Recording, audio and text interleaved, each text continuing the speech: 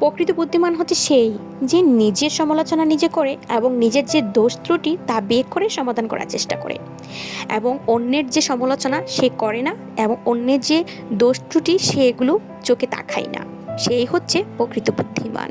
আসসালামু আলাইকুম, নিগার সুলতানা বানু হাজির হয়ে আছি বরাবরের মতো নতুন আরেকটি ভিডিও নিয়ে। ফাঁকিবাজি ভিডিও নিয়ে এসেছি আজকে কোনো বেলা বুলা ছাড়াই আজকে আমি মোগলাই পরোটা বানিয়েছি। বাসায় ছিল রেডিমেড পরোটা, ওইটা দিয়ে চিন্তা করলাম কিছু একটা করা যায় কি না, তাও আবার কষ্ট ছাড়া, তো বানিয়ে নিলাম মোগলাই পরোটা। বাসায় কোনো হুটহাট করে যদি গেস্ট চলে আসে এটা মজা করে বানিয়ে খাওয়াতে পারবেন, সময়ও লাগবে কম, খেতেও মজা, সাথে স্কুলে বাচ্চাদের টিফিনেও দিতে পারবেন, সাথে হচ্ছে বিকালের নাস্তাতেও এটা দিতে পারবেন। বাসায় ছিল রেডিমেড পরোটা, কিনতে পাবেন যে কোনো গ্রোসারি শপে। তো আজকে কি করলাম, বাসায় পরোটা ছিল ওটা দিয়ে মোগলাই পরোটাটা বানিয়ে নিলাম। তো প্রথমে কি করেছি, পরোটাটা লাল করে ছেঁকে নিয়েছি তাওয়াতে একটু হালকা তেল দিয়ে।